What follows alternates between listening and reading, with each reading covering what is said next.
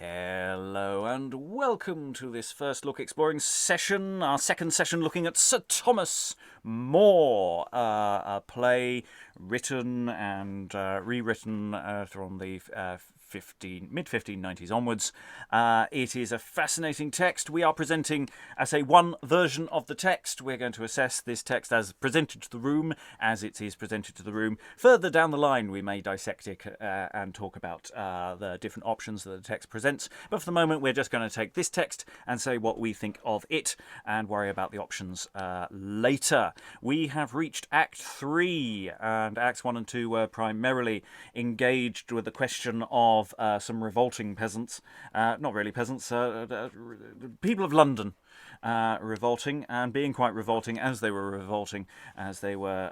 going for the French tradespeople, merchants, etc. And yes, it got very unpleasant. But luckily, Sir Thomas More talked everyone round and talked them down, and that's basically where we left it. The various rioters have agreed perfectly amicably to be taken off to prison, and they're hoping for a pardon, and we're going to see what's going to happen with that in a moment. To continue our journey through the play, we have with us today, we have reading a clown, Faulkner, Lord Mayor, and Luggins is... I sound like some kind of weird early modern law firm this morning, don't I?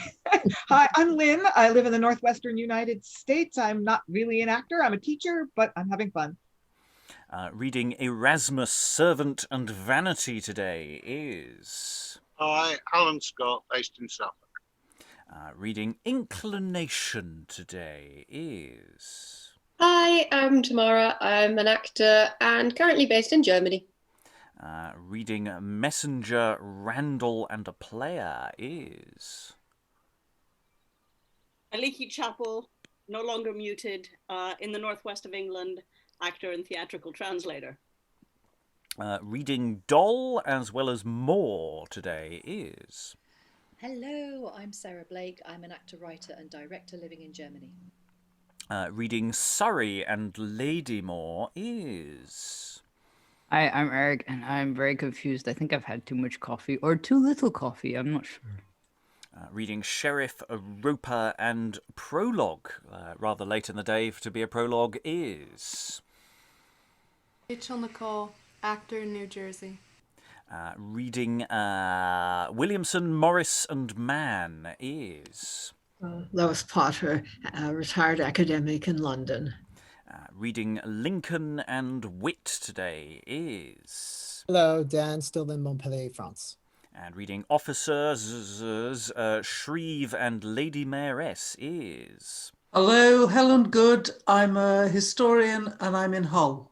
And I'm your host, Robert Crighton. I am going to be reading stage directions and moving things around if I suddenly find that I've messed up the arrangements. We also have in the room various invisible people who may pop in and register comments later on. Who knows if we can tempt them out from lurking, because anyone can sign up to be in these sessions. You can sign up to read, or you can just sign up and be in the room and be part of the conversation if you so wish. Sign-up forms are on our website for every week. So you can sign up anytime and join us so long as you are in the right time zone and can remain conscious.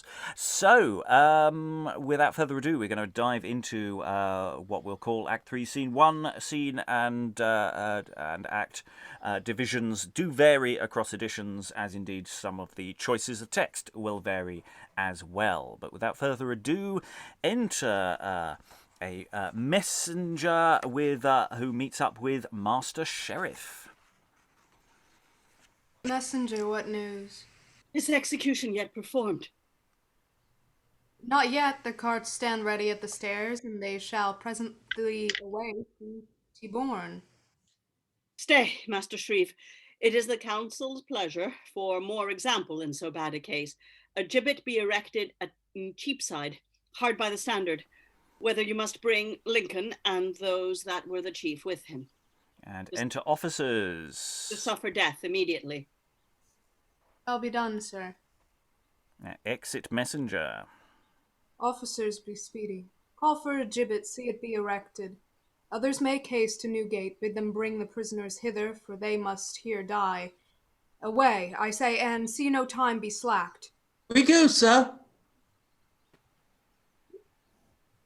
And exit some severally, others to set up the gibbet. That's well said, fellow. Now you do your duty. God for his pity help these troublous times. The streets stopped up with gazing multitudes, manned our armed officers with halberds. Make way for entrance of the prisoners. Make way for entrance of the prisoners. Let proclamation once again be made, that every householder on pain of death keep in his prentices, and every man stand with a weapon ready at his door, as he will answer to the contrary. I'll see it done, sir. And exit. Enter another officer who will be completely different person. Bring them away to execution. The writ is come above 2 hours since. The city will be fined for this neglect. There's such a press and multitude at Newgate, they cannot bring the carts into the stairs to take the prisoners in. Then let them come on foot. We may not dally time with great command. Some of the bench, sir, think it very fit that stay be made, and give it out abroad the execution is deferred till morning, and when the streets shall be a little cleared, to chain 'em up and suddenly dispatch it. Stay, in meantime methinks they come along. See, they are coming, so 'tis well, very well. The prisoners are brought in. They're well guarded, so that includes Lincoln, Doll, Williamson, Clown, Sherwin, and presumably a hangman. Bring Lincoln there the first unto the tree. Aye, for I cry lugs, sir. I knew the first, sir, did belong to me. This the old proverb now complete doth make, that Lincoln should be hanged for London's sake. And he goes up.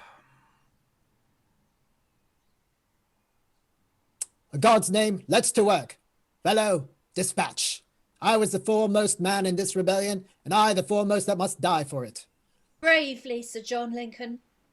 Sorry, I don't know why I made him a knight there. Bravely, John Lincoln, let thy death express that, as thou livest a man, thou diest no less. Doll, Williamson, thine eyes shall witness it. Then, to all you that come to view mine end, I must confess I had no ill intent, but against such as wrong us overmuch. And now I perceive it was not fit that private men should carve out their redress, which way they list. No, learn it now by me. Obedience is the best in each degree. And asking mercy meekly of my king, I patiently submit me to the law. But God forgive them that were the cause of it. And as a Christian, truly from my heart, I likewise crave they would forgive me too. That others, by example of the same, henceforth be warned to attempt the like against any alien that repaireth hither. Fare you well all. The next time that we meet, I trust in heaven we shall each other greet. And he leaps off. Farewell, John Lincoln. Say all what they can. Thou livest a good fellow, and diest an honest man.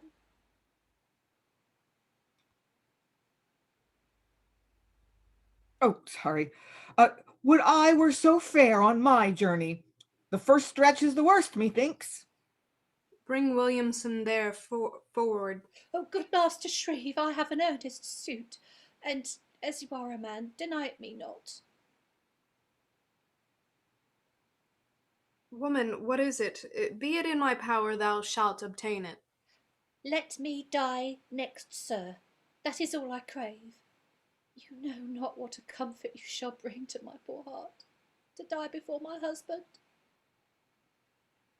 Bring her to death, she shall have her desire. Sir, and I have a suit for you too. What is it?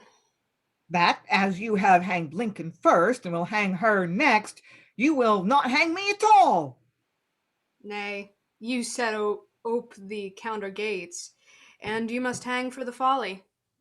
Well, then, so much for it. Free bounty much contents my mind. Commend me to that good Shrieve, Master Moore, and tell him, had it not been for his persuasion, John Lincoln had not hung here as he does. we would have first locked us up in Leadenhall, and then been burnt to ashes with the roof. Woman, what Master More did was a subject's duty, and hath so pleased our gracious lord the king, that he is hence removed to higher place, and made of counsel to his majesty. Well, he is worthy of it, by my troth. An honest, wise, well-spoken gentleman. Yet I would praise his honesty much more if he had kept his word and saved our lives. But let that pass. Men are but men, and so words are but words, and pays not what men owe. You, husband, since perhaps the world may say that through my means thou comest thus to thy end, here I begin this cup of death to thee, because thou shalt be sure to taste no worse than I have taken, that must go before thee. What, though I be a woman? That's no matter. I do owe God a death, and I must pay him. Husband, give me thy hand. Be not dismayed. 'Tis chair being chaired, then all our debt is paid. Only 2 little babes we leave behind us, and all I can bequeath them at this time is but the love of some good, honest friend to bring them up in charitable sort. Or what, masters? He goes right upright that never halts, and they may live to mend their parents' faults. Why, well said, wife. I' faith, thou cheerest my heart. Give me thy hand, let's kiss, and so let's part. He kisses her on the ladder. In heaven. Now, cheerily, lads. George Betts, a hand with thee, and thine too, Raven, thine. Good, honest Sheriff. Now let me tell the women of this town, no stranger yet brought dole to lying down, so long as I am Englishmen can see, nor French, nor Dutch shall get a kiss of me. And when that I am dead, for me yet say, I died in scorn to be a stranger's prey. And there's a great noise and shout and noise, cry within, pardon, pardon, pardon, pardon, room for the Earl of Surrey, room there, room, and enter Surrey. Save the man's life, if it be possible. It is too late, my lord. He's already dead. I tell you, Master Sheriff, you are too forward to make such haste with men unto their death. I think your pains will merit little thanks, since that his highness is so merciful as not to spill the blood of any subject. My noble lord, would we so much had known. The council's warrant hastened our dispatch. It had not else been done so suddenly. Sir Thomas More humbly upon his knee did beg the lives of all, for since on his word they did so gently yield, the king hath granted it, and made him Lord High Chancellor of England, according as he worthily deserves. Since Lincoln's life cannot be had again, then for the rest, from my dread sovereign's lips, I have pronounced free pardon for them all. God save the king! God save the king! Good Lord Chancellor! And the Earl of Surrey! Flinging up their caps. And Dole desires it from her very heart. More's name may live for this right noble part. And wheresoe'er we talk of ill May Day, praise More whose falls. In hope his highness clemency and mercy, which in the arms of mild and meek compassion would rather clip you, as the loving nurse of oft doth the wayward infant, than to leave you to the sharp rod of justice, so to draw you to shun such lewd assemblies as beget unlawful riots and such traitorous acts, that striking with the hand of private hate, maim your dear country with a public wound. O God, that mercy whose majestic brow should be unwrinkled, and that awful justice which looketh through a veil of sufferance upon the frailty of the multitude, should with the clamours of outrageous wrongs be stirred and wakened thus to punishment. But your deserved death he doth forgive, who gives you life, pray all he long may live. God save the king! God save the king! Save the king! And the Earl of Surrey! Yeah, the Earl of Surrey! Yeah, don't forget the Earl of Surrey. Nobody forgets the Earl of Surrey. Okay, it's some really interesting questions this scene brings up, because we kind of get a bit of a hanging here, live on stage. An interesting question: what do you do with the body? How is that done? What happens to Lincoln from that moment onwards? And we get this fascinating speech from Doll, where it reminded me of the song John Wilkes Booth does in Assassins. Is that you get all this wonderful sympathy, and then just at the end gets really racist, and you're just slightly reminded that there's a darker element to this scene. So I think it's really clever.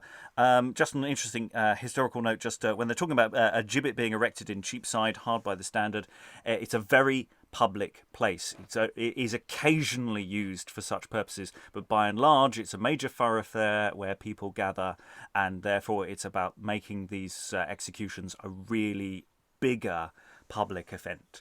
So it's a really big political statement that's going on here. There are too many bodies to shift. The logistical exercise of what do you do with so many rebels, and how do you get rid of them? This scene's doing an awful lot of business. Thoughts from the room? I see Alan. I'll go to you first. Yeah, just on the question of the location of the gibbet, I can see the point of having Cheapside, because at the time Tyburn would have been out in the fields, wouldn't it? Well away, it's out with the city. Well, yes. I mean, it's an addition. The advantage of Tyburn, of course, if it is out, you have more room to place people. In terms of they have to maybe go for a bit of a walk, but it's not that far away. In practical terms, it's a bit of shoe leather. Helen. Yeah, one of the problems with this scene is not only that you're going to have to hang someone, or rather, he hangs himself because he leaps off the ladder. This is in order to get a quick death, by the way. In order, with the hope that he breaks his neck rather than strangles. But you're going to have to build or bring in a gibbet. You can't draw back a curtain and the gibbet is discovered. It actually has to be brought in by these various officers, constructed on the stage, and it's got to be a practical gibbet too. I mean, it's horrendous what has to be done in this scene. And that's partly why we have so much sort of semi-expository dialogue going on between the messenger and the sheriff. It's because there's a lot of people doing physical work on stage. Aliki, muted at this precise second in time. So, did they use trapdoors? Because a trap is a fairly easy way to do this. You cushion the landing. He's got something around his neck. He jumps and you don't see him land. But then I don't know how you do that with constructing a gibbet on stage, because you'd have to construct a very partial gibbet. I mean, it's a really interesting practical question in which I don't know the answer. I can think of how you could do it today because you can cheat in slightly greater circumstances. But I think we had this conversation the other day when we were talking about the hanging of Judas. There are things we can do today, and the placement of where you put a hanging, you don't pull it in the middle of a scene and then leave the person there for ages, because it's you try and pull it at the end of a scene so you can tidy up immediately afterwards. Lois. Yeah, I'm just thinking that maybe one reason he jumps off, apart from wanting to die quickly, it could be that if he jumps off behind the scaffold, he might be invisible to a lot of people. And also it does mean that you don't have to worry about how strong this thing is, whether the rope it's strong enough actually to hold him, because the rope doesn't actually have to hold him. Yeah, there's various ways of signifying it, but without. I find the idea that it can be done in any way that's fairly realistically. It's fairly tricky. Dan. I mean, if not with the trap, easily just have some sort of staircase or raised platform and then jump off of it and be behind it and just away from view. Anyway, that's logistics. Other thoughts about the scene and what's going on here? Moore said they'd probably get pardoned. Some of them did. Lynn, and then Sarah. Again, this might be a me thing, that my ability to suspend my disbelief is not kicking in here. Like the fact that Dahl and Lincoln have these really, actually, lovely speeches that are well written about how I was wrong and I'm just getting what I deserve and I'm going to have. Yeah, no, I'm like, why would you say that? You're being hanged for standing up for your rights, and you were promised leniency, and that's not happening. And why are you not angry? And I just, as well written as those speeches are, I just don't find them humanly credible. I don't know. There is some dynamic to Dole does turn on the sheriff and does go in different directions and does only nominally recant, because she sort of backtracks at various points. So there is a bit more there. Yeah. But you're right. There are moments where, the fact they capitulated the way they did wasn't exactly realistic in that sense. Sarah, then Lois. I find it interesting, this scene, that it's so long and so complicated. I mean, the very fact that we've just spent 5 minutes talking about the logistics of how to actually make it happen.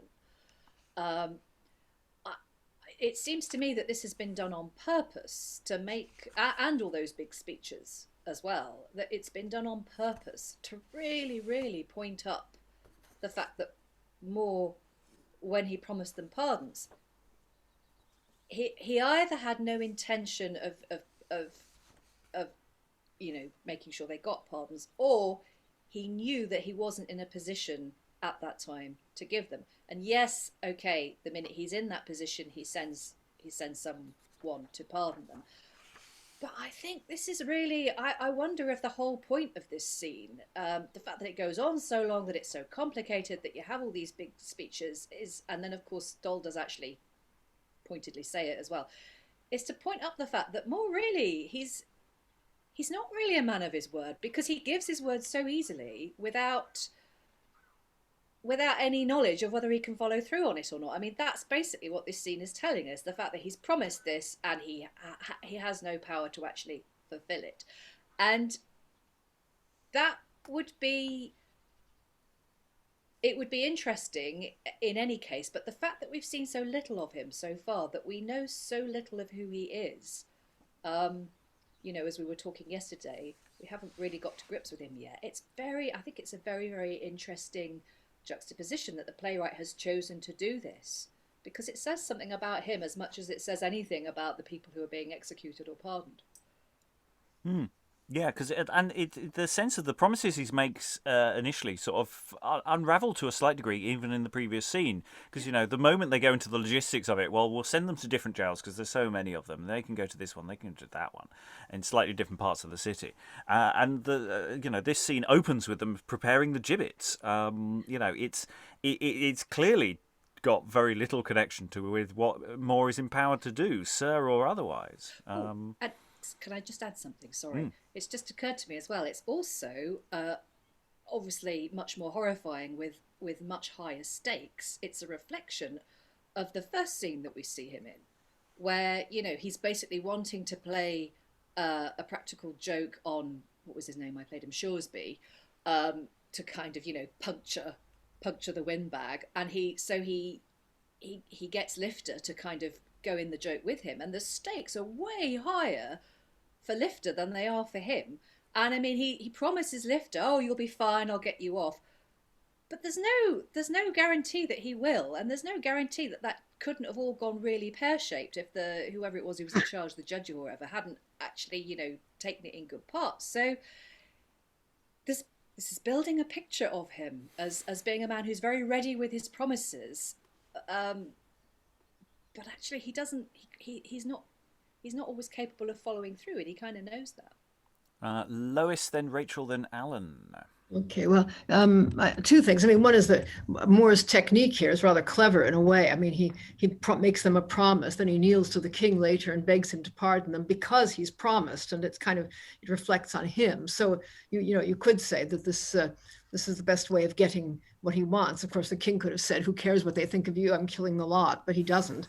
I mean, the other thing is just that there is a convention of these last dying speeches. In fact, there's a whole article on this, and they nearly always do say that they repent and that the king has been merciful, and that they hope they're going to go to heaven and be forgiven and so on. I mean, it's a kind of a standard thing. I don't know whether that's because they were visited in prison by people who kind of told them what to say, but at any rate, that's what generally happens. So, I mean, Dahl's speech is very interesting because it is much more varied than that, and shows that she still very much resents the way things are going. Rachael, then Alan, then we will move on. We'll briefly go to Dan. No, I was gonna say I feel like there's something that how we keep going back and forth on Moore's character and kind of what Sarah said. I wonder if this is being done purposefully, that he's being shown as this he was shown as this trickster character to make us suspicious of him, because the sheriff in this scene, he says, the council has asked us to hurry up these executions. And I don't know if the council is the same as the Privy Council, but just in the scene before, Thomas More was promoted to that council. That's when he was making these people all these promises before they were, brought in.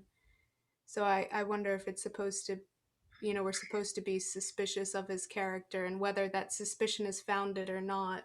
I think it's supposed to be playing us like that. Alan? Yeah, I think on that specific point, I think the council that's referred to is the city council, not the Privy Council. So there could be vestiges of the power struggles within the city. But the other point that occurred to me is, I know you were mentioned, Rob, that the scene and act divisions differ between editions.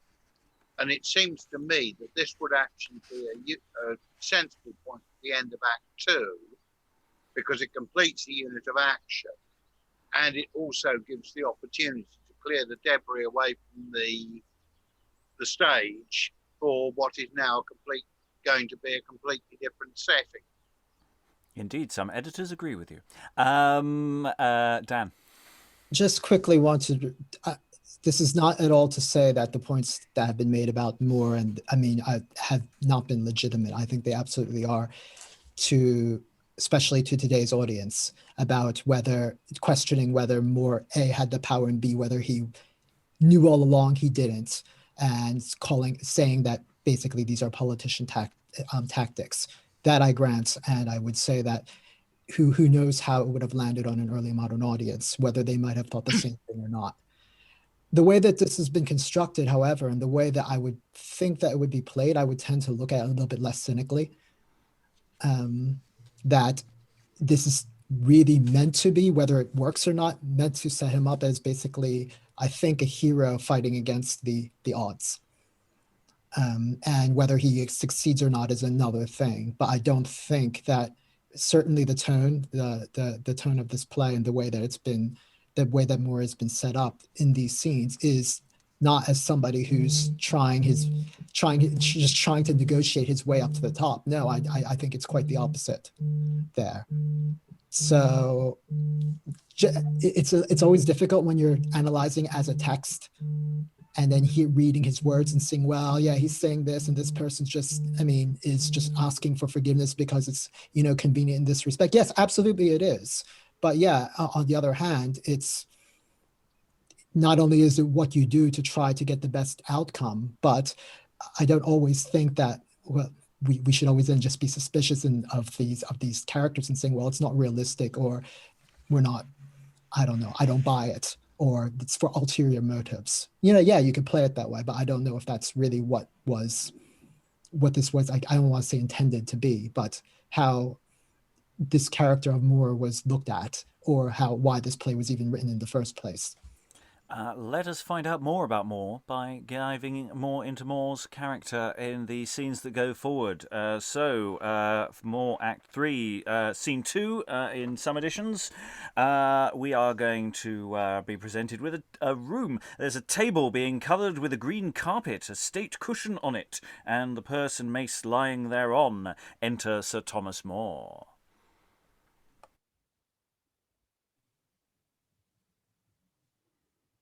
'Tis in heaven that I am thus, and thus.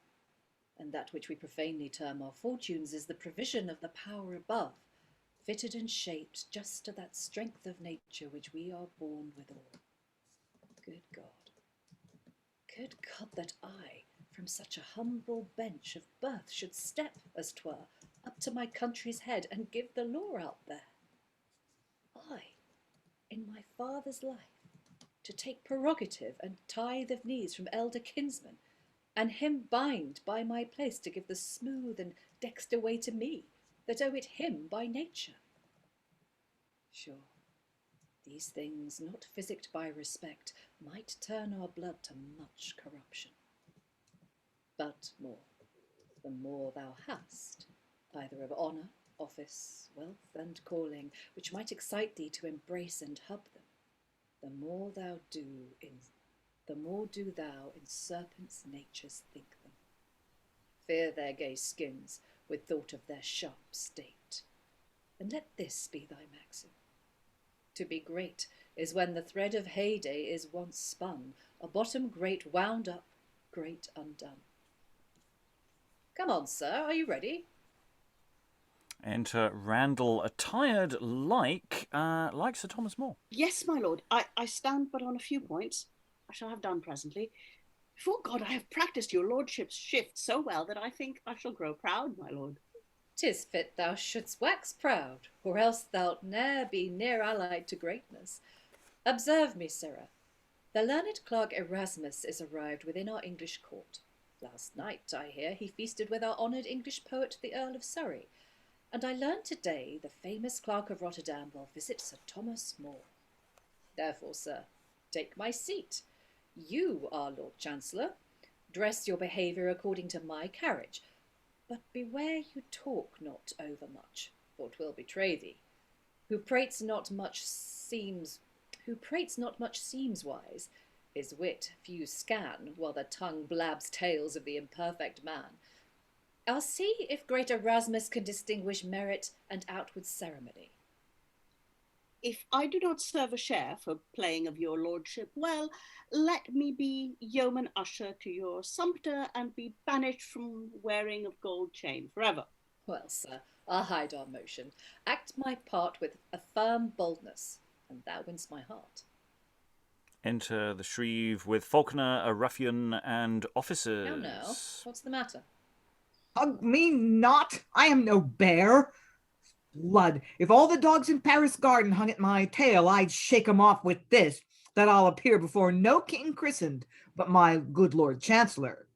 We'll christen you, sirrah. Bring him forward. Now, what tumults make you? The azured heavens protect my noble Lord Chancellor. What fellow's this? A ruffian, my lord, that hath set half the city in an uproar. My lord. Was a fray in Paternoster Row, and because they would not be parted, the street was choked up with carts. My noble lord, Panier Ally's throat was open. Sarah, hold your peace. I'll prove the street was not choked, but is as well as ever it was, since it was a street. This fellow was a principal broacher of the broil.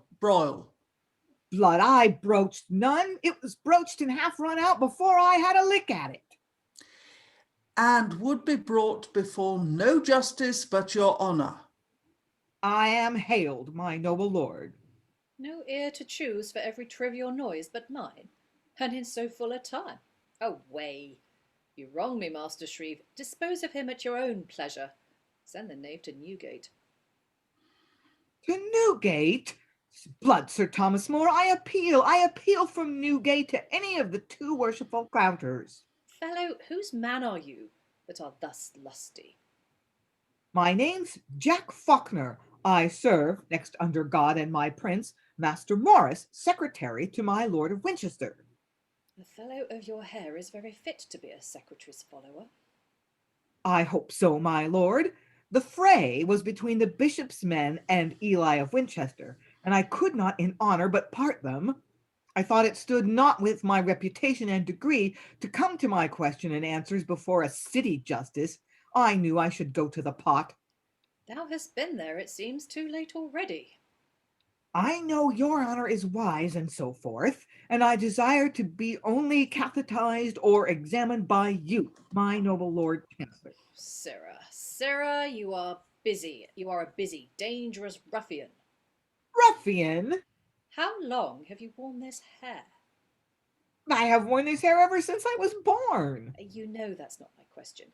But how long hath this shag fleece hung dangling on thy head?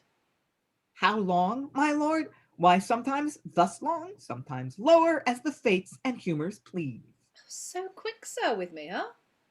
I see, good fellow, thou lovest plain dealing. Sarah, tell me now, when were you last at barber's?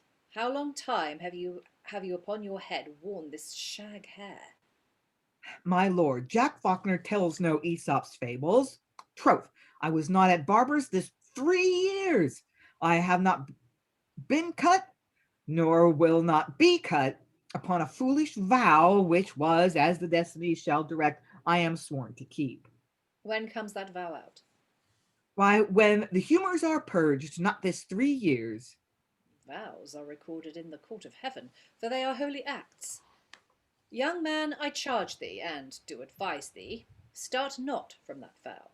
And, for I will be sure thou shalt not shrieve besides, because it is an odious sight to see a man thus hairy, thou shalt lie in Newgate till thy vow, and thy 3 years, be full expired.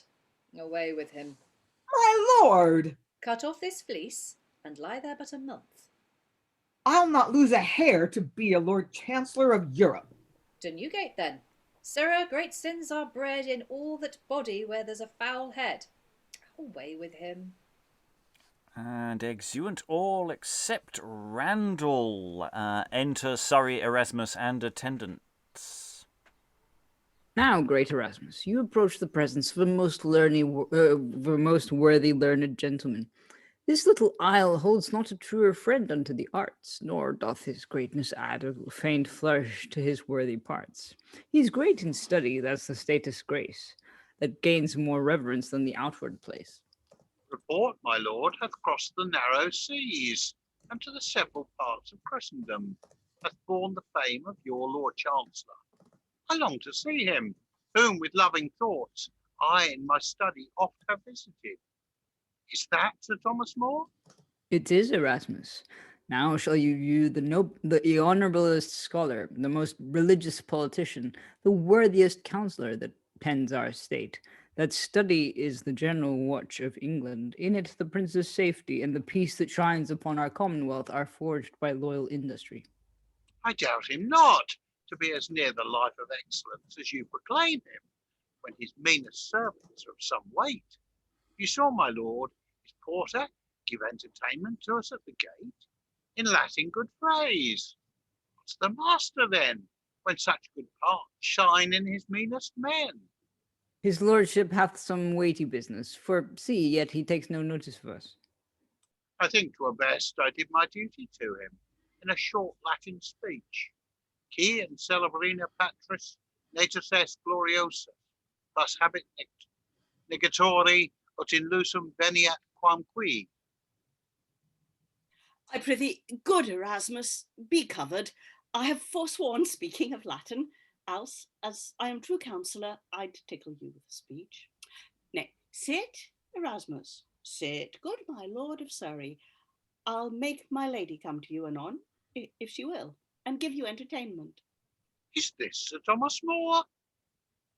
Oh, good Erasmus, you must conceive his vein. He's ever furnished with these conceits. Yes, faith, my learned poet doth not lie for that matter. I am neither more nor less than merry Sir Thomas always. Wilt sup with me? By God, I love a parlous wise fellow that smells of a politician. better than a long progress. And enter Sir Thomas More. We are deluded. This is not his lordship. Pray you, Erasmus, how long will the Holland cheese in your country keep without maggots? Tainted barbarism, retire thyself into thy first creation. And exit Randall. Thus you see, my loving learned friends, how far respect waits often on the ceremonious train of base illiterate wealth, whilst men of schools, shrouded in poverty, are counted fools. Pardon, thou reverend German. I have mixed so slight a jest to the fair entertainment of thy most worthy self. For know, Erasmus, mirth wrinkles up my face, and I still crave. When that forsakes me, I may hug my grave. Your honest merry humour is best fitting unto your able body, for we learn where melancholy chokes the passages of blood and breath, the erected spirit still lengthens our days with sportful exercise. Study should be the saddest time of life, the rest the sport exempt from thought and strife. Erasmus preacheth gospel against physic, my noble poet. Oh, my lord, you tax me in that word poet of much idleness. It is a study that makes poor our fate. Poets were ever thought unfit for state. No, give not up fair posy, sweet lord, to such contempt. But I may speak my heart, it is the sweetest heraldry of art that sets a difference between the tough, sharp holly and tender bay tree. Yet, my lord, it is become the very logic number to all mechanic sciences. Why, I'll show the reason. There is no this is no age for poets. They should sing to the loud canon, heroica facta. Qui faciunt reges heroica carmina laudant. And as great subjects of their pen decay, even so, unphysicked, do they melt away. Enter Master Morris. Come, will your lordship in, my dear Erasmus? I'll hear you, Master Morris, presently. My lord, I make you master of my house. We'll banquet here with fresh and staid delights. The muses' music here shall cheer our sprites. The cates must be but mean where scholars sit, for they're made all with courses of neat wit. And exeunt Surrey, Erasmus, and attendants. But we'll come to what Morris and Moore say to each other in a moment. Yes, we're getting a slightly different world being presented here. We've got another sort of merry jape being set up there of pretending to be. Let's see if Erasmus can figure out who the real Thomas More is. If the real Thomas More will please stand up. Yeah, we also get this the judgment of Faulkner there, it won't be of much help for the listeners at home or the viewers at home that this tale of you've got to basically be locked away until your hair grows back again. We've encountered that recently somewhere else, so I'm wondering how much of an old sore that is as a story. We won't go into that too much because that material won't be released for ages. But yeah, it's lots of things happening in this scene. So see events sort of top and tailing upon others, but similar in tone to that scene we had in Act 1. Thoughts from the room? Who wants to leap in on this? Alan? Can someone please give me a clue what that bit of Latin that I had to read out actually meant? I'm sure I can find a glossary on that. Mine too.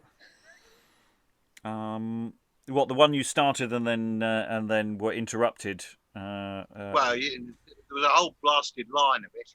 Yeah. Heroic feats. There's an extra T. Yes. Uh, Yes, standard Latin term for heroic poems or epics.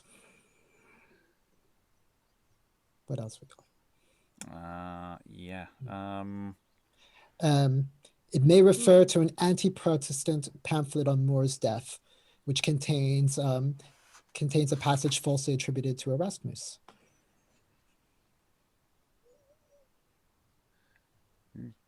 We'll get back to you. We'll get back to you. Yeah, I mean, basically, it's the problem whenever we hit Latin. I just do not understand it. Yeah, but that's the point. It doesn't matter what the Latin is in the scene. The point is that that Randall goes, Yes, I'm not speaking Latin today because he doesn't understand it. So it actually literally doesn't matter what it means within the context of the scene. It matters more what Moore might say later on when Moore speaks briefly in Latin. But it doesn't, that particular bit of Latinizing, actually it doesn't matter. It'll matter to the actor playing Erasmus, but actually nobody else in the scene or in the room needs to know what it means. Oh, sorry, Lois. I see your hand. What? Oh, I thought you were indicating. Yeah. Go, Dan. Oh, just to say that it is a recurring trope of Moore to be talking in Latin and in somewhat of a pedantic manner, I would say, here. And you don't really necessarily need to know, but he's just going to quote such and such thing like Seneca later on. But really, you don't really, you know that he's quoting some sort of wise sententiae, but do you really need to know what he's saying? Not really. You know that he's just trying to make some sort of point by quoting something that sounds very scholarly. I mean, that's the thing, is Erasmus is expecting to have this, to segue into Latin at a moment's notice. So when Erasmus starts speaking in Latin and Randall has to go, yes, let me just stop you there. We're not playing that game today. It should gain a laugh. There should be I think it's a recurring joke because it happens. Yeah. Sorry, never mind. Well, I don't know if was it really established any earlier scenes with Moore yet, or is it's going to happen later. Yeah, is what I was going to say. But it's sorry, just think about running gags. You should set them up early. I'll go to Eric. I was just going to say that the bit with, like, even Surrey doesn't recognize Thomas More, or is it just like that thing of, like, in Sherlock, as in the modern version of Sherlock, where they, they kind of go, yeah, nobody notices you if you're wearing a uniform. They don't look at the face. They only see the uniform. There might be an element of that. It's either that or he spoke to Surrey in advance. It doesn't... if he's semi-play acting. Disguising in a play by Anthony Munday. Who would have thought it? Lois, then Helen. Yeah. I suspect that Surrey doesn't know Thomas More. I mean, he started out, he wasn't even a knight at the beginning of the play, and Surrey is, one of the most distinguished aristocrats in England. So, and he's not talking about him as if he knew him. I mean, he knows his reputation. Because otherwise, I agree, it doesn't make much sense. Helen, then Sarah. No, what I have to say has been completely negated by what Lois has just said. Okay, Sarah. Yeah, I think probably he's also standing off.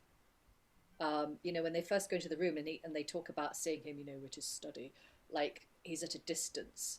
But I'm pretty sure like he's not play acting, because he then once he realizes, he then has that line. As soon as Surrey realizes,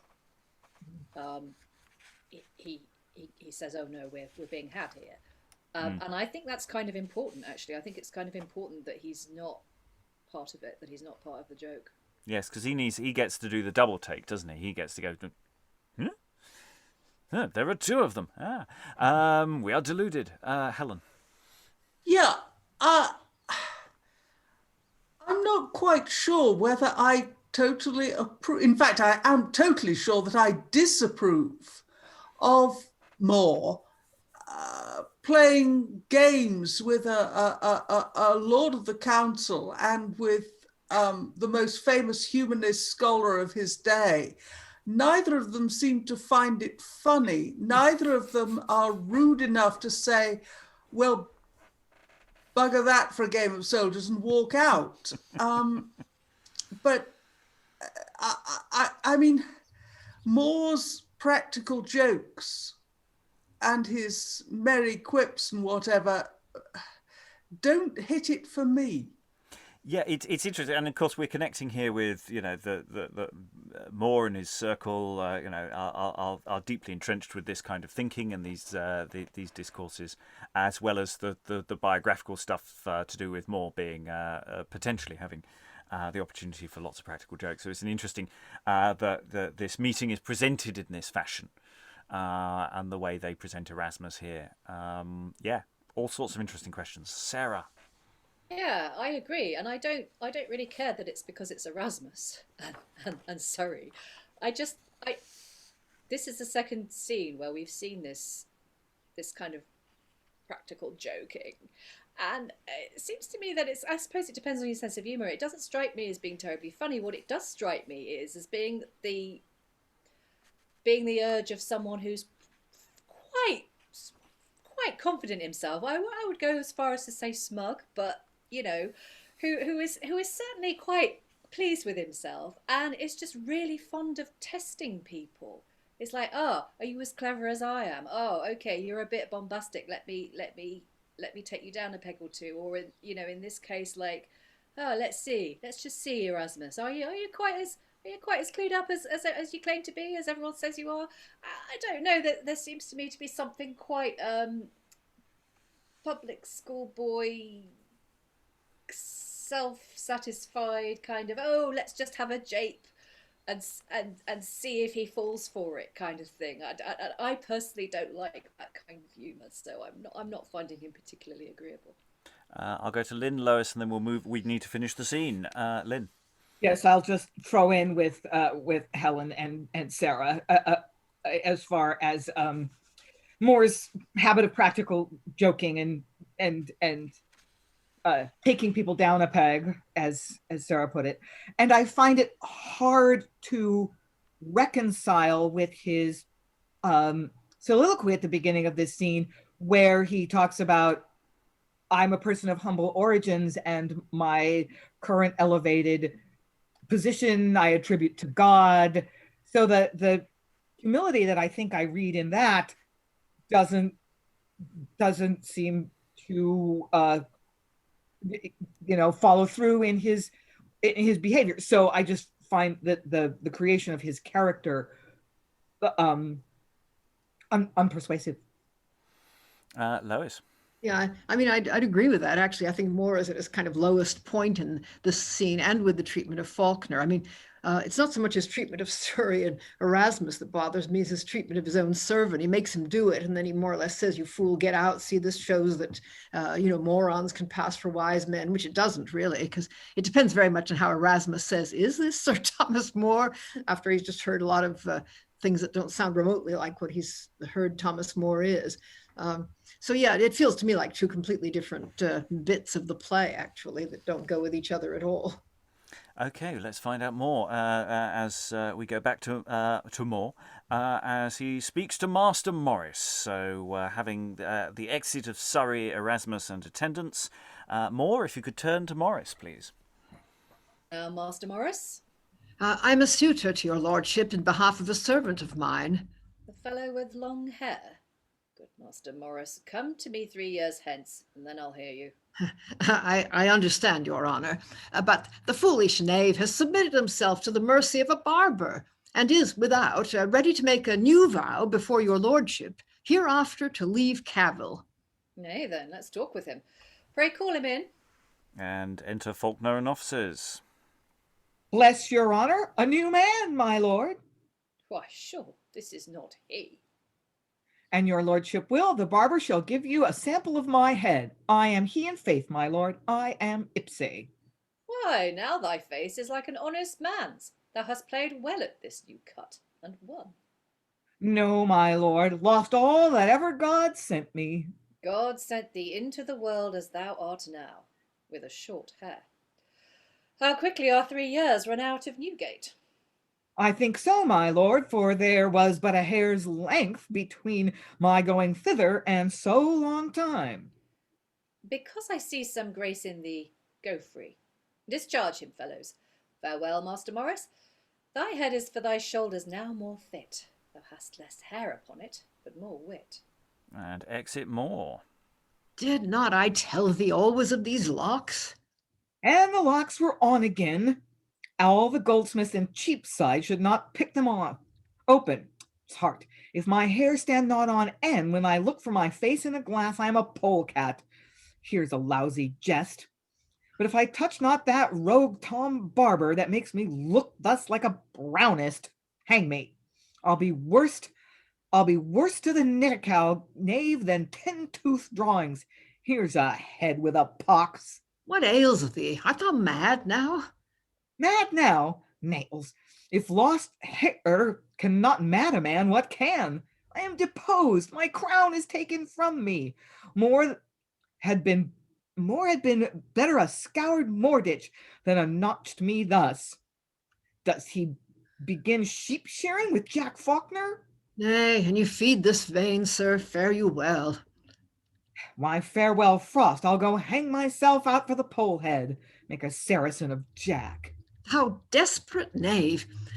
For that I see the devil hath wholly gets hold of thee. The devil's a damned rascal. I charge thee, wait on me no more call me thy master. Why then, a word, Master Morris. I'll hear no words, sir, fare you well. Blood, farewell. Why dost thou follow me? Because I am an ass. Did you set your shavers upon me to and then cast me off? Must I condole? Have the fates played the fools? Am I their cut? Now the poor sconce is taken, was Jack marched with bag and baggage? And he weeps. Oh, you coxcomb. Nay, you have poached me, you have given me a hair, and it's here. Away, you kind ass. Come, sir, dry your eyes, keep your old place, and mend these fooleries. I care not to be turned off, and 'twere a ladder, so it be my humor where the fates beckon to me. Nay, pray, sir, if the destinies spin me a fine thread, Faulkner flies another pitch, and to avoid the headache hereafter, before I'll be a hairmonger, I'll be a whoremonger. And exeunt Faulkner will just rattle into the next scene, Act 3, Scene 3, Enter a Messenger to Moor. My honourable lord, the Mayor of London, accompanied with his lady and her train, are coming hither, and are hard at hand to feast with you. Servants come before to tell your lordship of their near approach. Why, this is cheerful news. Friends go and come. Reverend Erasmus, whose delicious words express the very soul and life of wit, newly took sad leave of me, and with tears troubled the silver channel of the Thames, which, glad of such a burden, proudly swelled, and on her bosom bore him toward the sea. He's gone to Rotterdam. Peace go with him. He left me heavy when he went from hence, but this recomforts me. The kind Lord Mayor, his brethren aldermen, with their fair wives, will feast this night with us. Why, so it should be. Moor's merry heart lives by good company. Good gentlemen, be careful. Give great charge our diet be made dainty for the taste. For, of all people that the earth affords, the Londoners fare richest at their boards. And we'll just pause there. So, yeah, we get an interesting sort of back and forth with these various people, of which Faulkner does seem quite distressed with the whole hair removal process. What's going on here, Aliki? Well, I was going to ask you. I mean, what is this Samson and Delilah bit here? Don't ask me, I just live here. Lois. Yeah, well, it's particularly weird because it says that the barbers made him look like a brownist, which is totally anachronistic. I mean, that would be a Puritan, and we're, long before that period. Yes, followers of Robert Brown, who had short hair, apparently, and were not around at this time. So, fine. Don't say that to Anthony Munday, because he'll fight you on that point. Helen. The other people who had short hair were apprentices. It was one of the distinguishing marks. The apron and the short hair marked out an apprentice. I don't know whether that is in any way relevant, and I doubt it. It's just interesting, that he's, this demonstrable upsetness. If this is a fun, witty, amusing jape, by having him so clearly traumatized on some level, is a really interesting choice. Eric. Yeah, I was just gonna say that it's kind of the kind of jest that we saw, like, from George Peele, or the person who wrote George Peele jests, sort of, that is kind of not really funny for anyone except for George. Yeah, more. I'm sure Morph thought this was hilarious, but it's an interesting question whether anybody else does. Lois. Yeah, but I think Faulkner is being portrayed as, a really weird, eccentric anyway. I mean, his master's ready to fire him and then takes him back because he's sobbing about having to leave. I mean, he just seems to be all over the place. I mean, considering that I don't think we're going to see him again, this is quite a lot of work being done for a very episodic character to turn him into this hysterical, neurotic, demonstrative type. Yes, it's just the moment Moore exits, you have Morris's line, "Did I not tell thee always of these locks? How many times have I told you about the hair?" You're just basically this person who everyone's constantly going, "Get a haircut." Anyway, we need to move on because we have a relatively long scene. We're going to let, by and large, hopefully give scope because we have some players who are arriving. We have some players, and this is where we have quite a few people entering the room. So, in Act 4, Scene 1, enter Sir Thomas More, Master Roper and Servingman setting stools. Come, my good fellows, stir. Be diligent. Sloth is an idle fellow. Leave him now. The time requires your expeditious service. Place me here stools to set the ladies on. Son Roper, you have given order for the banquet? I have, my lord, and everything is ready. And enter Lady More. No, welcome, wife. Give you direction how women should be placed, you know it best. For my Lord Mayor, his brethren, and the rest, let me alone. Men can best order men. I warrant you, my lord, all shall be well. There is one without that stays to speak with ye, and bade me tell that he is a player. A player, wife? One of ye bid him come in. And exit 1. Nay, stir there, fellows, fie, ye are too slow. See that your lights be in a readiness. The banquet shall be here. God's me, madam, leave my lady Mayoress, both of us from the board, and my son Roper too. What may our guests think? My lord, they are risen and sitting by the fire. Why, yet go you and keep them company. It is not meet we should be absent both. And exit lady, enter player. Welcome, good friend. What is your will with me? My lord, my fellows, and myself are come to tender ye our willing service, so please you to command us. What, for a play, you mean? Whom do you serve? My Lord Cardinal's grace. My Lord Cardinal's players? Now, trust me, welcome. You happen hither in a lucky time to pleasure me and benefit yourselves. The Mayor of London and some aldermen, his lady and their wives, are my kind guests this night at supper. Now, to have a play before the banquet will be excellent. How think you, son Roper?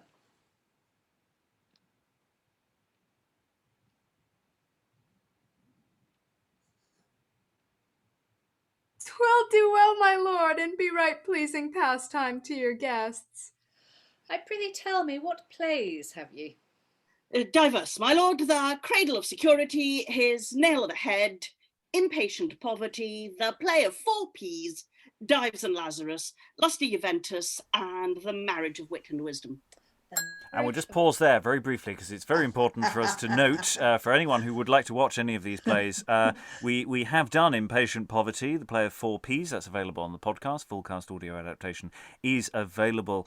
Lusty Juventus and The Marriage of Wit and Wisdom, though, how they're going to be presented here, whatever elements that may appear in a moment, may or may not have any connection with those individual plays. Anyway, I apologise for this interruption, for this brief advert break, and now back to your regular service. Tell us about, you've just told us of the Marriage of Wit and Wisdom player. Thank you so much. Of Wit and Wisdom. That, my lads, are none but that. The theme is very good, and may maintain a liberal argument. To marry wit to wisdom asks some cunning. Many have wit that may come short of wisdom. We'll see how Master Poet plays his part, and whether wit or wisdom grace his art. Go. Make him drink, and all his fellows, too. How many are ye? 4 men and a boy, sir. But one boy. And I see there's but few women in the play. 3, my lord, Dame Science, Lady Vanity, and Wisdom, she herself. And one boy play them all. Why, our lady, he's laden. Well, my good fellow, get ye straight together, and make ye ready with what haste ye may. Proud their supper against the play be done, else shall we stay our guests here over long. Make haste, I pray ye. We will, my lord. And exit servant and player. Where are the waits? Oh, go, bid them play to spend the time a while. And enter lady. How now, madam? My lord, they are coming thither. Thou welcome. Wife, I'll tell you one thing. One's sport is somewhat mended. We shall have a play tonight. The Marriage of Wit and Wisdom, enacted by my good Lord Cardinal's players. How like ye that, wife? My lord, I like it well. See, they are coming. And the waits plays, the musicians play. Enter Lord Mayor, so many aldermen as may, the Lady Mayoress in scarlet, with other ladies and Sir Thomas More's daughters, servants carrying lighted torches by them. Once again, welcome. Welcome, my good Lord Mayor, and brethren all. For once I was your brother, and so I am still in heart. It is not state that can our love from London separate. True, upstart fools, by sudden fortune tried, regard their former mates with naught but pride. But they that cast an eye still whence they came, know how they rose, and how to use the same. My lord, you set a gloss on London's fame, and make it happy ever by your name. Needs must we say, when we remember more, 'twas he that drove rebellion from the door, with grave discretion's mild and gentle breath. Oh, how our city is by you renowned, and with your virtues our endeavours crowned. Oh, no more, my good Lord Mayor. But thanks to all, that on so short a summons you would come to visit him that holds your kindness dear. Madam, you are not merry with my Lady Mayoress and these fair ladies. Pray ye, seek them all. And here, my lord, let me appoint your place. The rest to seat themselves. Nay, I'll weary ye. You will not long in haste to visit me. But madam, sit, in sooth, you shall sit here. Oh, good madam, pardon me, it may not be. In troth, I'll have it so. I'll sit here by you. Good ladies, sit. More stools here, ho. It is your favour, madam, makes me thus presume above my merit. When we come to you, then you shall rule us as we rule you here. Now I must tell you, madam, we have a play to welcome you withal. How good soe'er that, and no, not I, my lord, will have it so. Wife, hope the best. I'm sure they'll do their best. They that would better come not at their feast. My good Lord Cardinal's players, I thank them for it, play us a play to lengthen out your welcome.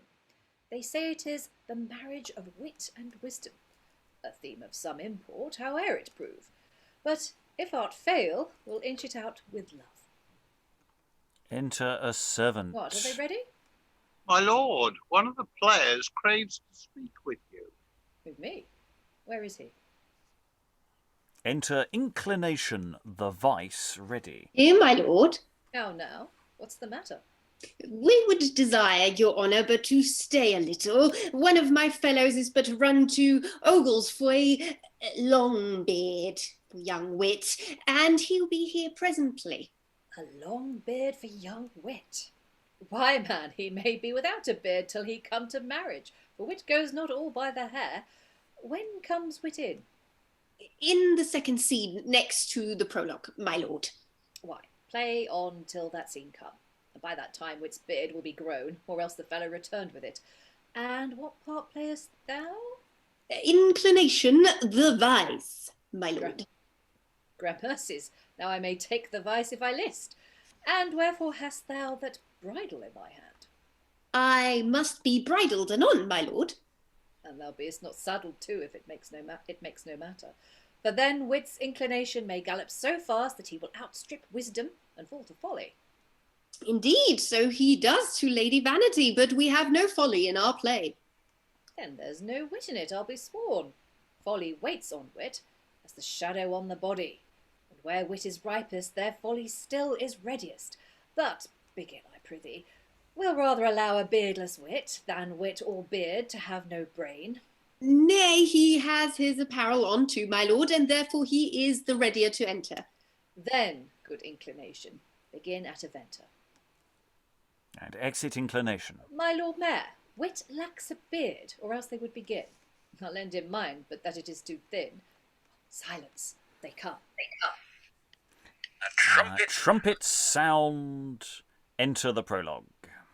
Now, for as much as in these latter days, throughout the whole world and every land, vice doth increase and virtue decays, iniquity having the upper hand, we therefore intend, good gentle audience, a pretty short interlude to play at this present, desiring your leave in quiet silence to show the same, as is meet and expedient. It is called the marriage of wit and wisdom, a matter right, pithy, and pleasing to hear, whereof in brief we will show the whole sum, but I must be gone, for wit doth appear. And we're just going to pause there because the observant people amongst you will have realised that this isn't the prologue to The Marriage of Wit and Wisdom. This is, in fact, the prologue to The Disobedient Child, which is available as a first look read-through on the podcast. So that's a play by Thomas England, but the first 8 lines are pretty much from there. And the question of inclination being bridled, that's more from The Trial of Treasure. That is also available as a first look exploring session on the YouTube channel. That was one of the first plays we actually did in these online YouTube exploring sessions. There's a reason why it's taken us this long to get to this play, because it's great fun to be able to actually actively disentangle the text as we go. Unfortunately, of course, it's been so long since we did most of those texts that almost everybody who was there has forgotten all of those details. While we're briefly paused, any thoughts from the room that anyone wants to throw in? Eric, then Aliki. I was just gonna say whether like this bit is sort of just some form of literary criticism, but if it's the wrong play, then it doesn't really make sense, does it? Aliki. Yeah, well, I was wondering about that too, whether it was advertising or making jokes about rivals or what. But my point was, if I come in as a freelancer to do a job for somebody and he keeps me from my work by making stupid jokes about actual practical problems, that is not a client I'm fond of.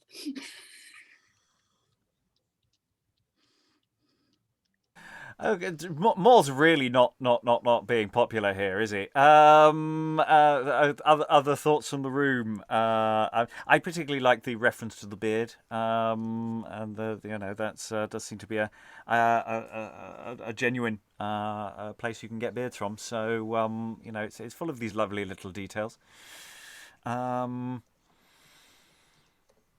Other questions or thoughts? Lois, who is currently muted, and then anyone else? Because we are still obviously stopped mid-scene.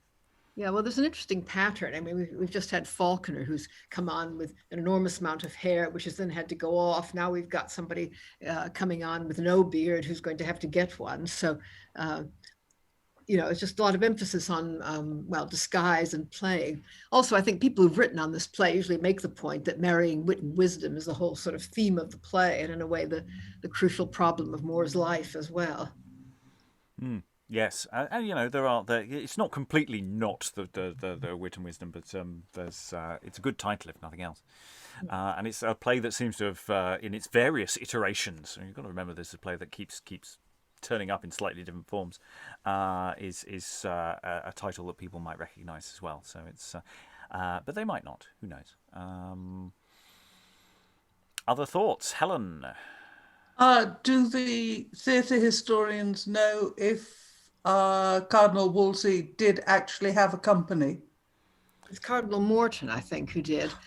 Yes. Yes, and Cardinal Morton very much did, and that's a reference we can go to. I wouldn't be surprised if Wolsey didn't, actually, off the top of my head, just on a separate note. Most people did. Yeah, I can't remember off the top of my head. Because Morton would be dead by this stage. Yes, but play logic. But this is based on a story told about Moore. I mean, it's in the lives of Moore that I think dates from when he was quite a bit younger and was serving in Cardinal Morton's house. I have it in my hands. I will read it to you later. All right. Dan. It's worth noting that worth it for me at least to say that, to point out that the scene before this, the whole hair cutting scene, has been written about before as having been written just so they could set up this whole scene. It was an extension, it was an addition there. So if anyone was wondering, well, why the heck do we have this scene? Why is it going on and on about the hair cutting? Well, you've got a number of players on stage, you've got a whole stage set up to do there. And the theory is that the scene was purposely extended so they can set that all up there, which is the whole theory of clowns, extending scenes at the end so people can get changed or whatever for doubling reasons or whatnot. Okay, Eric, and then we'll move on. I was just going to say that it's interesting how you also get a bit of an insight into like the sort of, well, not human aspect, but the sort of social interaction, like, oh, wife, tell them to sit down. This is what we're supposed to be doing. We're the hosts of this.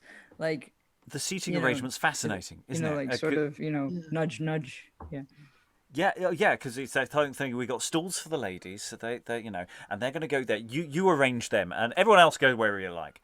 I really like that moment of just you sort yourselves out, it'll be fine. And just how much chaos is going on around this how much chaos is he causing by micromanaging some bits and leaving other bits to chaos. So there's lots of potential in this scene. Anyway, we've let I apologise. The prologued beautifully, and then it all got very, very digressy. So, exit the prologue, enter wit ruffling, so swaggering about, and inclination the vice. In an arbour green, asleep whereas I lay, the birds sang sweetly in the mist of the day. I dreamed fast of mirth and play, and youth is pleasure, and youth is pleasure. Methought I walked still to and fro, and from her company I could not go. But when I waked, it was not so, and youth is pleasure, and youth is pleasure. Therefore, my heart is surely plight of her alone to have a sight, which is my joy and heart's delight, and youth is pleasure, and youth is pleasure. Beard. What will he be by that time he comes to the commodity of a beard? Oh, sir, the ground is the better on which she doth go, for she will make better cheer with a little she can get than many a one can with a great banquet of meat. And is her name Wisdom? Aye, sir, wife most fit for you, my good master, my dainty sweet wit. To be in her company, my heart it is set. Therefore, I prithee to let us be gone, for unto wisdom wit hath inclination. Oh, sir, she will come herself even anon, for I told her before where we would stand, and then she said she would beck us with her hand. Back with these boys and saucy great knaves. Flourishes a dagger. What, stand ye here so big in your braves? My dagger about your coxcombs shall walk, if I may but so much as hear ye chat or talk. But will she take pains to come for us hither? I warrant ye. Therefore you must be familiar with her. When she cometh in place, you must her embrace. Somewhat handsomely, lest she think it danger, because you are a stranger, to come in your company. I warrant thee, inclination, I will be busy. Oh, how wit longs to be in wisdom's company. Enter Lady Vanity, singing and beckoning with her hand. Hither, come hither, come hither, come. Such cheer as I have, thou shalt have some. Vanity, I'll hold my life. Beware, good wit. You take not her to wife. What? Unknown honesty, a word in your ear. And she offers to depart. You shall not be gone as yet, I swear. Here's none but friends. You need not to fray. This young gentleman loves ye, therefore you must stay. I trust in me, she will think no danger, for I love well the company of fair woman. And though to you I am a stranger, yet wit may pleasure you now and then. Oh, you? Nay, you are such a holy man that to touch on you dare not be bold. I think you would not kiss a young woman if one will give ye £20 in gold. Yes, in good sadness, lady, that I would. I could find it in my heart to kiss you in your smock. My back is broad enough to bear that mock, but hath it been told me many a time that you will be seen in no such company as mine. Not wit in the company of Lady Wisdom? Oh, Jove, for what do I hither come? Sir, she did this nothing else but to prove whether a little thing would you move, to be angry and fret. What, and if one said so? Let such trifling matters go, and with a kind kiss come out of her debt. Is Luggins come yet with the beard? Enter another player.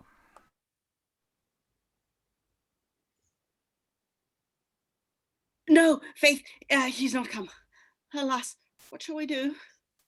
Forsooth, we can go no further till our fellow Luggins come, for he plays good counsel, and now he should enter to admonish wit that this is Lady Vanity and not Lady Wisdom. Nay, and it be no more but so. You shall not tarry to stand for that. We'll not have our play marred for lack of a little good counsel. Till your fellow come, I'll give him the best counsel that I can. Pardon me, my Lord Mayor, I love to be merry. Oh, wit, thou art now on the bow hand, and blindly in thine own opinion dost stand. I tell thee, this naughty, lewd inclination does lead thee amiss in a very strange fashion. This is not wisdom, but Lady Vanity. Therefore list to good counsel, and be ruled by me. In troth, my lord, it is as right to Luggins's part as can be. Speak, wit. Nay, we will not have our audience disappointed, if I can help it. Art thou good counsel, and wilt tell me so? Wouldst thou have wit from Lady Wisdom to go? Thou art some deceiver, I tell thee verily, in saying that this is Lady Vanity. Wit, judge not things by the outward show. The eye of mistakes right well you do know. Good counsel assures thee, upon his honesty, that this is not wisdom, but Lady Vanity.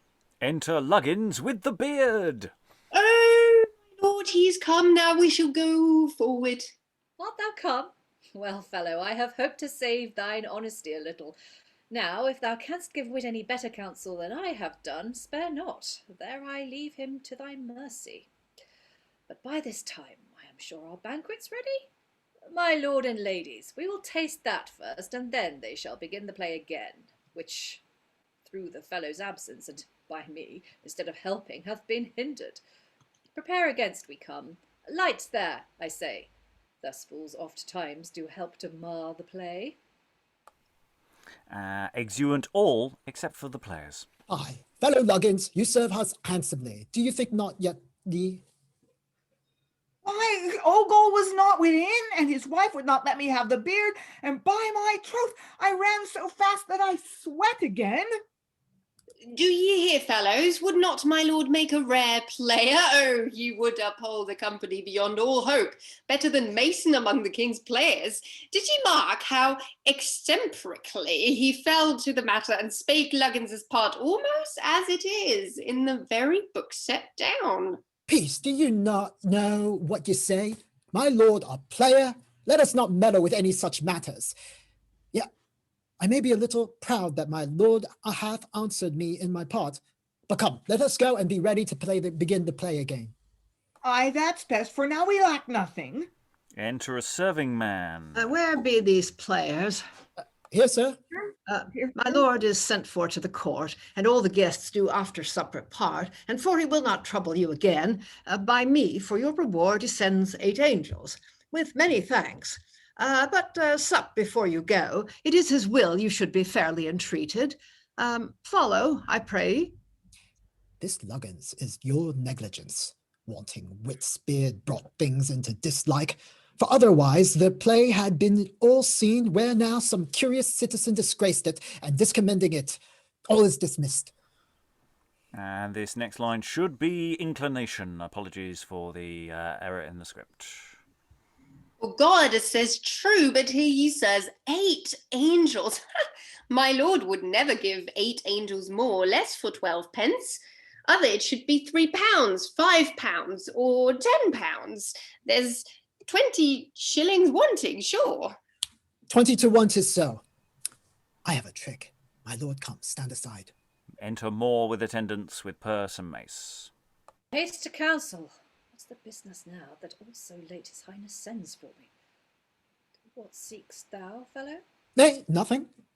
Your lordship sent 8 angels by your man, and I have lost 2 of them in the riches. Wit, look to that. 8 angels? I did send them 10. Who gave it them? Aye, my lord. I had no more about me, but by and by they shall receive the rest. Well, Wit, 'twas wisely done. Thou playest wit well indeed, not to be thus deceived of thy right. Am I a man by office truly ordained equally to decide true right his own? And shall I have deceivers in my house? Then what avails my bounty when such servants deceive the poor of what the master gives? Go on, and pull his coat over his ears. There are too many such. Give them their right. Wit, let thy fellows thank thee. 'Twas well done. Thou now deservest to match with Lady Wisdom. And exit more with attendants. God a mercy, Wit. So you had a master Sir Thomas More, but now we shall have more. Bless him. I would there were more of his mind. He loves our quality, and yet he's a learned man and knows what the world is. Well, a kind man and more loving than many other, but I think we have met with the first. First served his man that had our angels, and he may chance dine with Duke Humphrey tomorrow, being turned away today. Come, let's go. And many such rewards would make us all ride and horse us with the best nags in Smithfield. And they exit. End scene. So I hope you enjoyed the play you were presented, most of which was Lusty Juventus. Again, a play that is available as a first look exploring session, second look to come. So yeah, we have a play that goes wrong, and more steps into the breach. In a way that is vaguely historically accurate. More on that in a moment. Thoughts from the way that Inclination basically just stops the play and just goes, right, no, sorry, we can't go on. We're done. Lois. Yeah, I see that somebody's asked about dine with Duke Humphrey. That means basically go without lunch, because it means walking up and down in St. Paul's near Humphrey's tomb. Other thoughts about this bit of comic business, as it were? How are the actors feeling about being the depiction of actors here? How do we feel about that? Inclination, how are you feeling? Did you feel that it was accurate to the acting profession?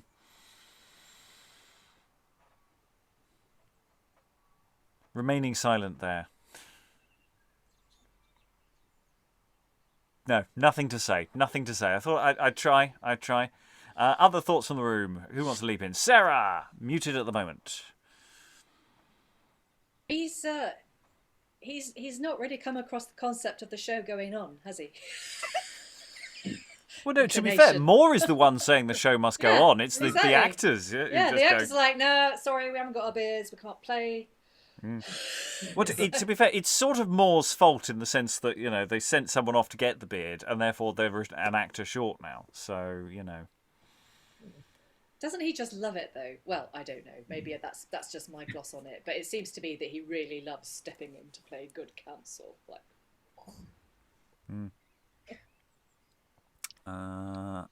Tamara, you have a thought?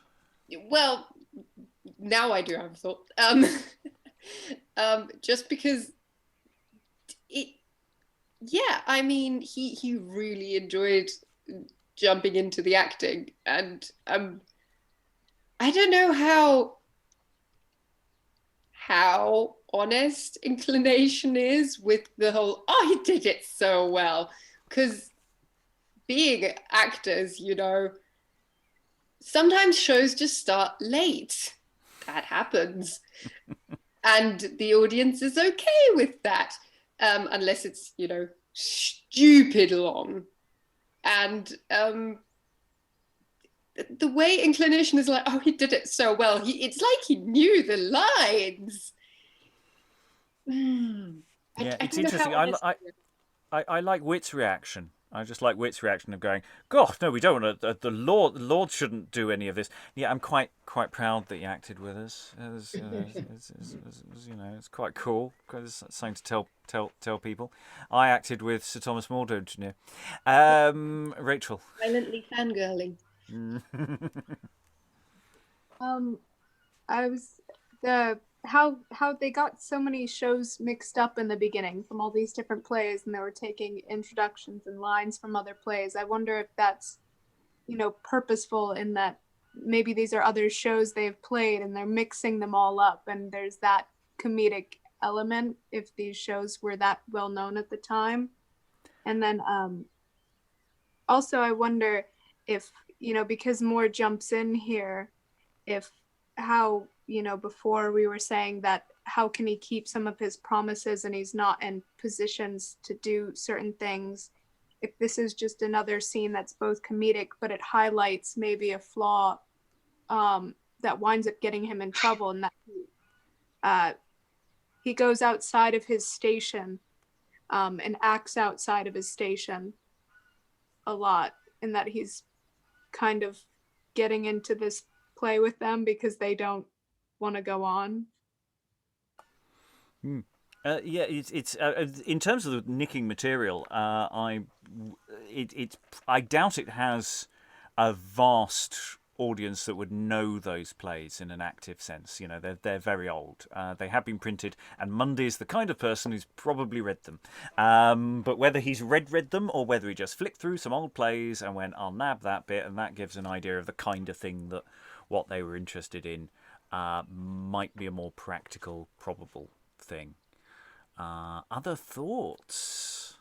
Lois? Yeah, I think he probably wanted the title, The Marriage of Wit and Wisdom, because it's so appropriate. He probably didn't have that particular play, but he probably did have copies maybe of the other two. I think the In an Arbor Green is a song, isn't it, from Yes. Lustig Juventus? And so presumably Wit sings it, and that would add to the pleasure of the whole occasion.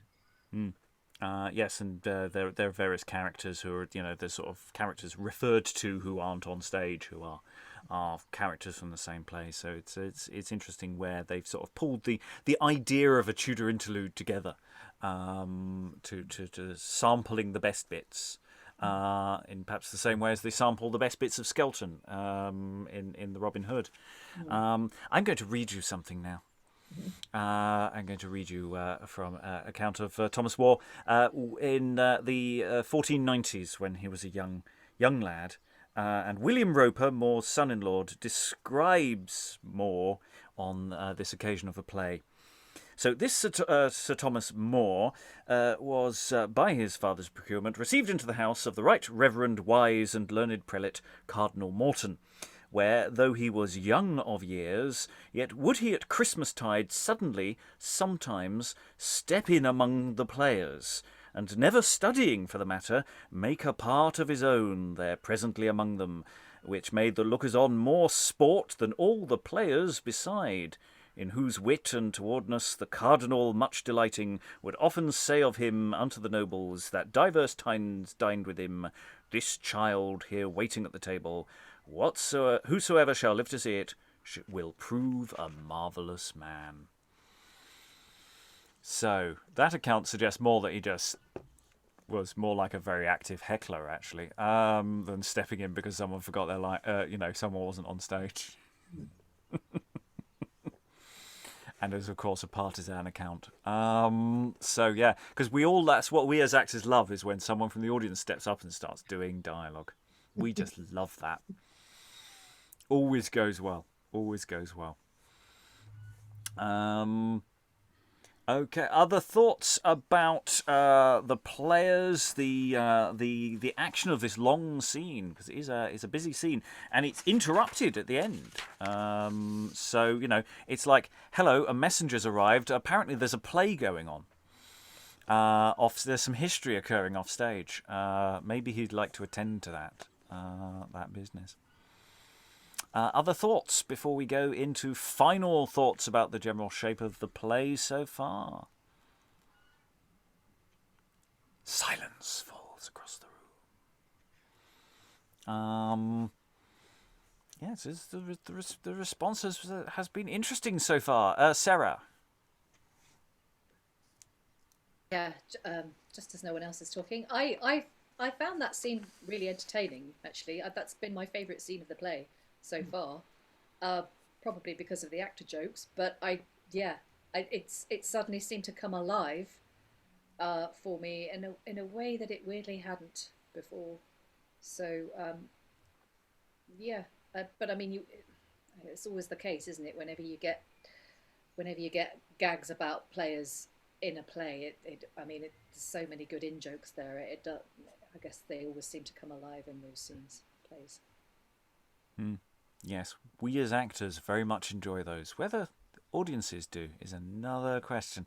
But we love them, don't we? Just love them. And yes, it's very removable. It has to be said. In fact, it has been removed to exist in editions of Tudor Interludes. Penguin paperback basically removes this scene for comparison with other text. Oddly enough, not really any of the text mentioned, but never mind. Okay, we'll go to final thoughts. I think many of you have been here for the first 2/3 of the play, have got a sense of where we are. How are we feeling about this? Again, thinking about what we might want to do with it, about staging it today, the ups and the downs and the shape of the play overall. Eric, do you have any final thoughts about the play so far? I don't know. I find it interesting that no one seems to like Moore. Although are we supposed to like him? Are we not supposed to like him? Are we supposed to be like sort of ponderous of or suspicious of him? It just kind of, and also I'm just wondering what the function of this scene was. Was it just to sort of demonstrate that he was very comfortable on all levels in terms of like with actor folk and with players, actor folk. Anyway, weird words. Or as well as like with sort of delegates from other countries and lords and ladies and all that stuff. Or is that the point of this scene? Or is it just that, hey, he likes to have fun? Yeah, because are we being fair on Moore? It's a question I feel that maybe it's my job now to start pushing.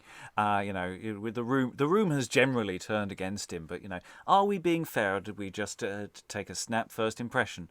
And actually, in performance, perhaps this is all really charming and fun. He asks. Sarah, I'll go to you for final thoughts, or to address that thing, or both. Both in one.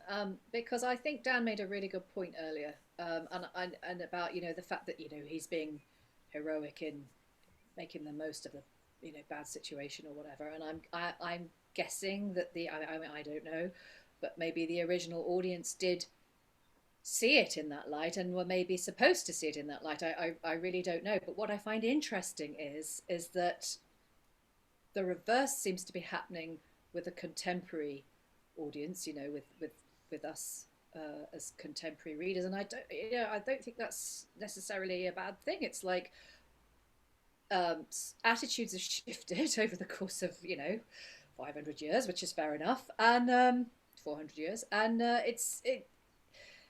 fact that the play can still read, it might read in the entirely opposite way to how it read originally, but the fact that it can still read and that we've got strong opinions about it is actually, that's a great thing. So I don't think it really matters whether we like him or not. I am finding it a bit uneven though.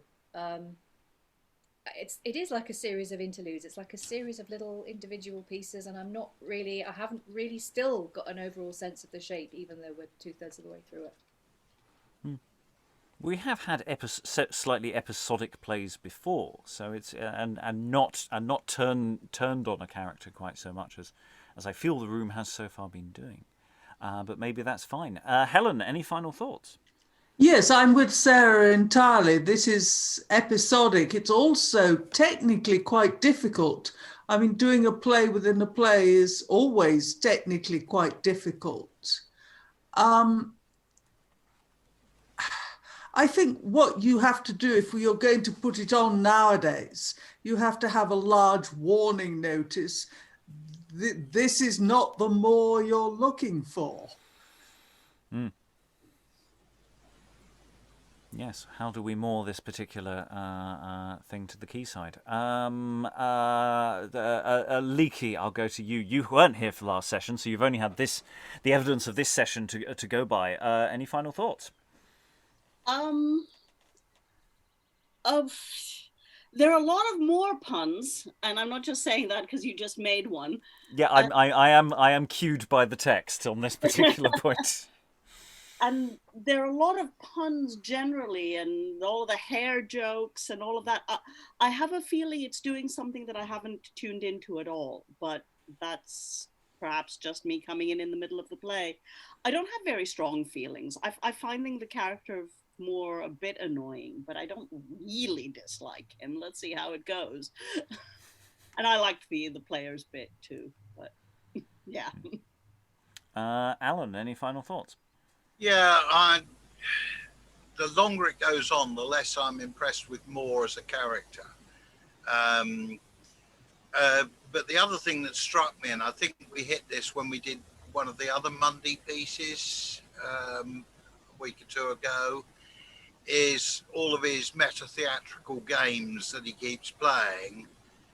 And he's doing a lot of showing off and putting in audience-pleasing scenes. So I think we're moving away from the concept of this as a history play. It's a gallimaufry of, I've got an idea for a scene here and a scene there and a scene there and a scene there. Whether that's down to Munday or whether it's down to the, quote, others potentially involved in producing the original script, I don't know.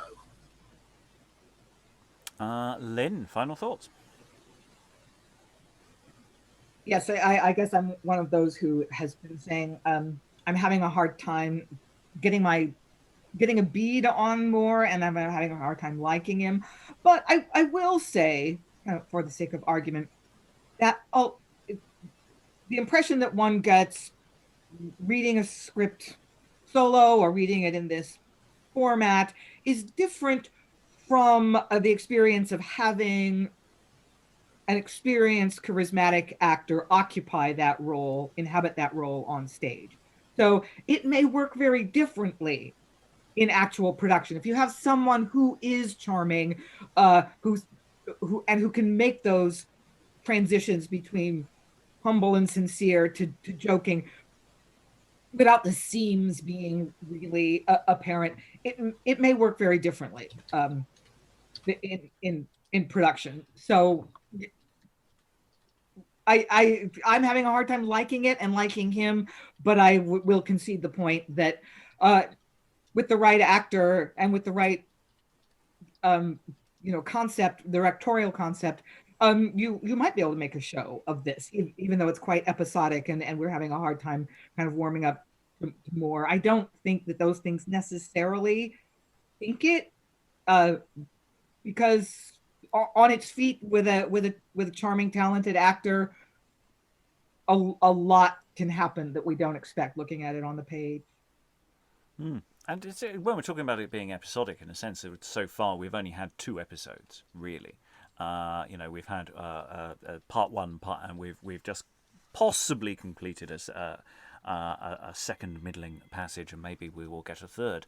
It may be more episodic than that, but also at pace, those edges may blur, and that's also one of those things about returning to a text and giving it a bit more welly, whether those things are more apparent than actual, or the other way around. I forget. Anyway, Dan, any final thoughts? Yeah, you obviously, I haven't really necessarily turned on more, but also that might be because I might like that type of sense of humor sometimes, but also because for the same reasons that that everyone, Lynn and Helen and others have been saying, is that it's really difficult, I think, to see, maybe to visualize how it's going to be when you're doing a reading. Especially when you've got the text in front of you and you get to start to parse the text, you start to see the words on the page. And certainly with our modern sensibilities, I think that I can just imagine the reviews for this type of play and this type of character saying, what type of person would think that this is a good idea, having this type of rogue. On the other hand, not only with just the right actor playing this, but also just, I guess, realizing or accepting that this is the type of humor it is. It doesn't mean you have to like it, but it's not unlike other plays from this period, and certainly not unlike other Munday plays with this particular brand of humor. So, whether you like it or not, I mean, that's obviously, that's every to each his, her, their own. But as a piece, as a play, I do think that it humanizes more to have this type of character. He's not just this heroic fellow who just only does good, and then he's going to meet his doom someday, and now we're supposed to feel sad at the end. I don't think it was intended to be that type of play. And I think the piecemeal nature of this, I should say piecemeal in terms of we've got how many hands that were involved in constructing this play, certainly speaks to, I think, the unevenness of it, but also speaks to the idea of, well, we need to beef up certain elements of comedy at this point, or we need to extend scenes for practical staging reasons there. So I'm definitely open to it, as it's probably pretty clear to everyone. Lois, any final thoughts? I've seen it a couple of times, and I've heard Ian McKellen do the big speech, which, of course, he played the role a long time ago, and what might have been the first revival of it. So obviously, I've seen it work quite well in the theatre, and I think most of the problems with it are due to the sort of piecemeal way in which it was, in which the version we have, at any rate, was created. I'm sure there was a play somewhere that was too inflammatory or controversial to be done, and then it's been turned into something full of jokes. And this is a really bad time for anything involving humor. I mean, humor at the moment is the most dangerous thing you can try, and you're almost certain to get in trouble with almost any joke you make. Tamara, you similarly have been airlifted in mid-play. Any final thoughts from you, from what you've seen? Anything you'd like to do with the material that you'd that lands for you or doesn't? I mean, as ever, I am intensely confused. But I'm very intrigued at the same time, because I do think there is something there that maybe while we're doing our first time reading is, I think there is merit in workshopping this, and I think there is merit in thinking about casting for Thomas, because I think the casting is the key to this play somehow. Otherwise, no thoughts yet. Oh, no, that's cool. Good thoughts. Rachael, you have, I think, the final thoughts. So, any final thoughts? No, I think Moore is a complicated character, and I think he, even though he plays these pranks, he must have a very charismatic personality, or a way of going about it that's very jovial, or putting it on that way, because people aren't dragging him for these jokes, or as much as like they should, I guess, because they are the butt of his jokes a lot of these times. And so I wonder, like, if this isn't like where the audience reaction to these jokes, because maybe they would find them funny, is part of it, that it's supposed to be, he is this very tell you a joke, and if you're like, that's not too funny, slap you on the back kind of guy. But I wonder if it's supposed to grate at the other characters in this play and say something at the personality and use the audience to make them a laughing stock, show how he's made like maybe these political figures or these regular people laughing stocks or butts of his joke. And if it's supposed to be like that, and the audience is supposed to both laugh and feel maybe like, maybe that wasn't so nice to say at the same time, and he's just supposed to be this complicated guy, and it's not necessarily that he's a bad guy, but he does make people the butt of jokes while being being great at his job. So we have one more third of this play left to go. Next time we're going to find out how it lands, how the play closes, and what sort of story the play overall is telling. And we might be able to come up with some wider ideas about the play as a totality. So we have that session yet to come. So all that remains is to close this particular session. Thanks to all the wonderful readers for all their wonderful time. Thank you very much, everyone, and goodbye. Enter Luggins with the beard.